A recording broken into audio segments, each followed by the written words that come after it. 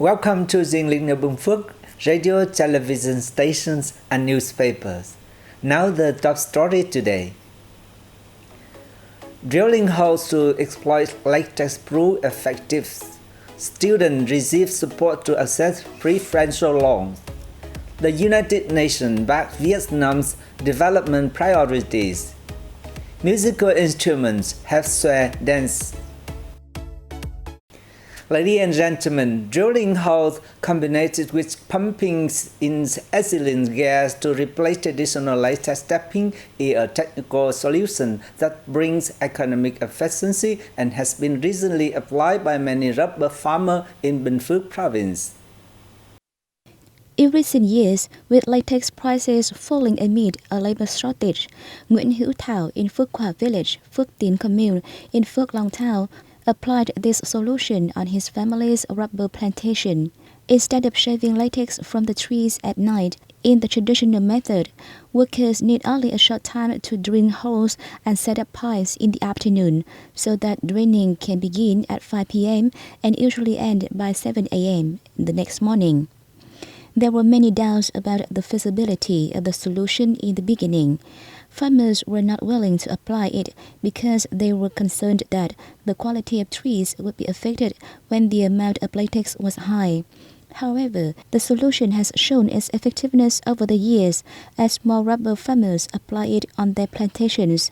With a high volume of latex, it helps save on labor costs and maintains the quality of the rubber trees. It could be a new direction for rubber growers in Bình Phước amid the current labor shortages. As quality of life improves, people are spending more time on physical exercise to maintain their health and improve their spiritual life.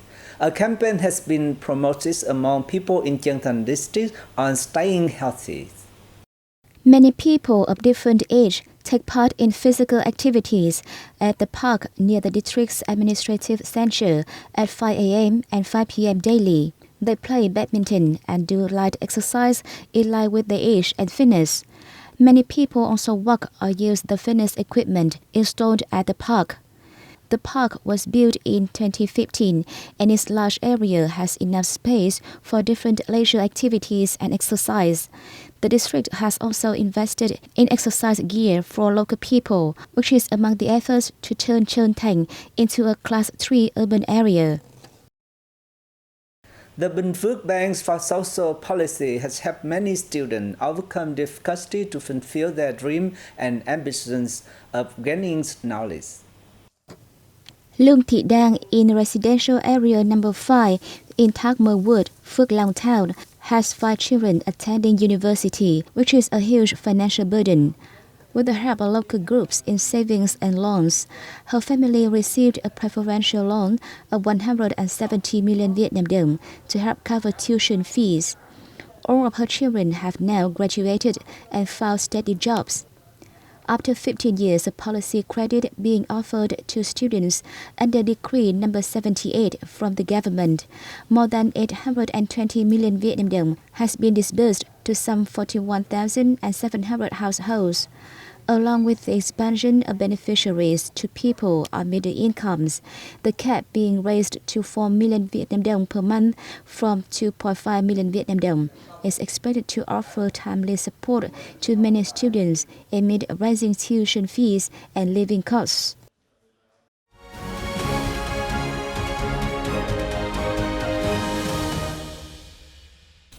Ladies and gentlemen, Prime Minister Phạm Minh Chính on September 24 visited the construction sites of several key socio-economic infrastructure projects in the northern mountainous province of Yên Bái. On the morning of September 24th, Prime Minister Chính paid a working visit to the northern Yên Bái province, where he directly surveyed a number of key socio-economic infrastructure projects. Visiting Thác Bà Lake, which has been planned to become a national tourist area by 2040, Chính asked Yên Bái authorities, in coordination with ministries and agencies, to consider the construction of a road running along the lake, with the hope of opening a new development space for the area. The government leader said it's necessary to complete infrastructure projects as soon as possible For projects which have been approved, such as the Phiên Bridge, it's necessary to organize construction expeditiously, strive to complete the project ahead of schedule so that people can benefit soon. Visiting the Trần Industrial Park in Yên Bái City, the Prime Minister said Yên Bái needs to select good investors and promote the model of public leadership in coordination with private management in developing industrial parks. The United Nations will continue paying attention to and support Vietnam's development priority toward green and sustainable orientations and just transitions, especially in terms of financial access. United Nations Secretary General Antonio Guterres told Vietnamese Permanent Deputy Prime Minister Phạm Bình Minh on September 23rd. At a meeting with UN Secretary General Antonio Guterres, the Deputy Prime Minister emphasized that Vietnam always backed multilateralism and the central role of the UN in global governance and coordination of efforts to address common challenges. Guterres appreciated Vietnam's active and responsible contributions to the common affairs of the UN in recent years. The UN will continue paying attention to and support Vietnam's development priorities towards green and sustainable orientations, the UN top leader noted. At the meetings with presidents of UNGA 77, Sabah Qureshi, Deputy Prime Minister Minh appreciated Qureshi's selections of the topic and priorities. He affirmed that Vietnam, as Vice President of the UNGA, will actively support and contribute to the success of the session. Qureshi said Vietnam is a role model of economic growth associated with environmental protection. He also shared his priorities on water resource management and wished to cooperate with Vietnam in this field.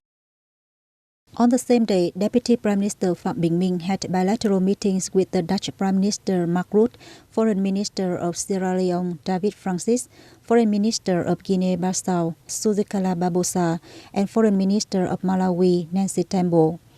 During the meetings, they agreed to step up the exchange of high-level delegations, increase trade, and expand cooperations in various fields.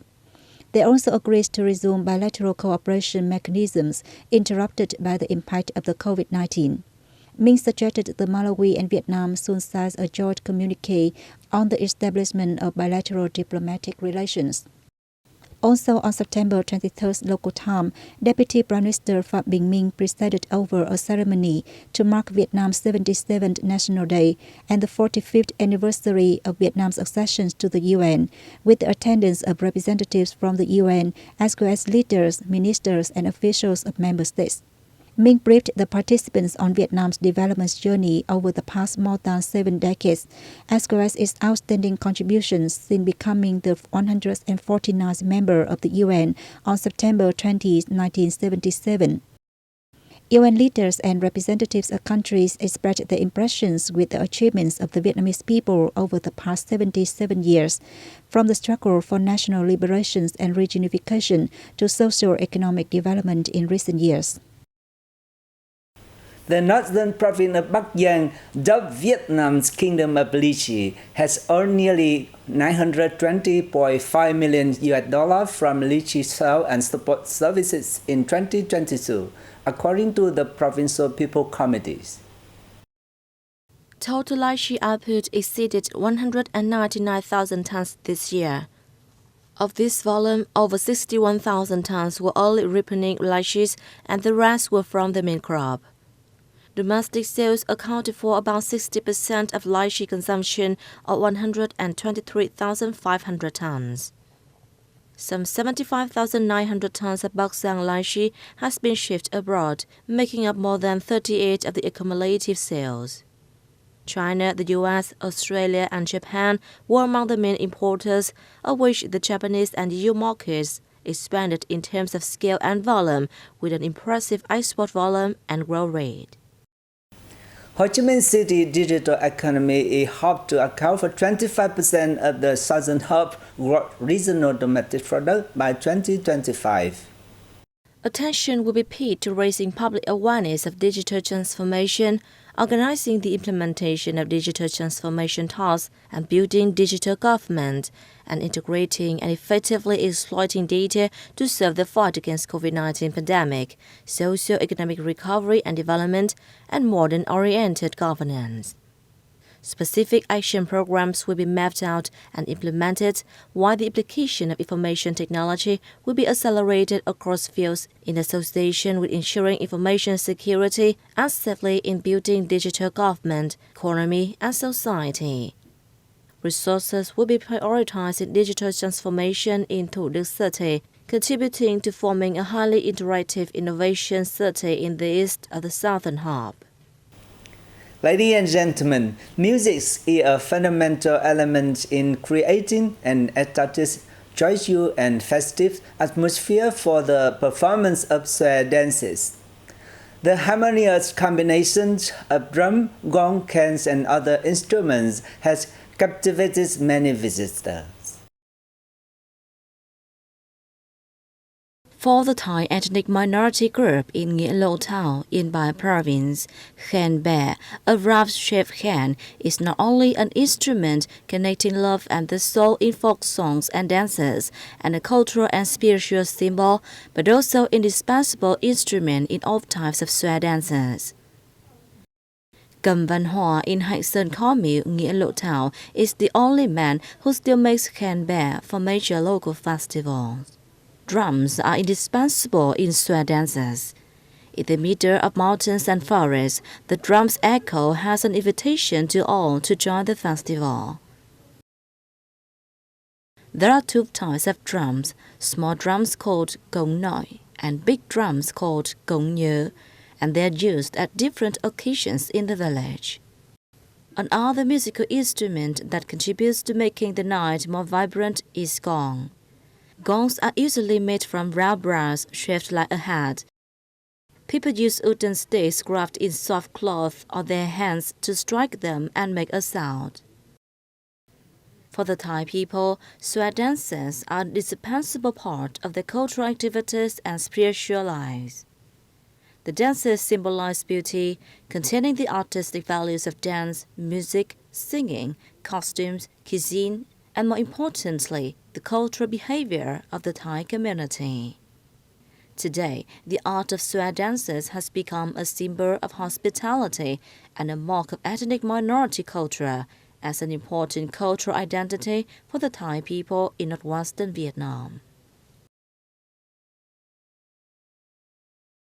Tourist arrival in the capital city of Hanoi were estimated at 1.48 million in September, down 15.5% month-on-month, reported the Municipal Department of Tourism. Of the figure, over 184,000 were foreigners, up 18% from August. So far this year, tourist arrivals in Hanoi rose fourfold to more than 13.8 million year-on-year, of which more than 766,000 were foreigners. The total revenue from tourism neared 40 trillion dong, or over $1.7 billion, marking a 4.7-fold rise from the same period last year. In September, hotel room occupancy rate reached nearly 44%, up 14% from a month ago, and over 28% year-on-year. The figure in the 9 months is estimated at over 34%, up nearly 13% year-on-year. Lao Cai autumn beautiful, romantic, gentle and seductive, captivating the heart of nature lovers love to explore. With so many famous tourist destinations like Sapa, Bắc Hà, Bắc Sát, it is the ideal time for visitors to discover the beautiful natural landscapes and source of the pleasant cool weather. Especially, travelers can view golden paddy field in the northern region this autumn.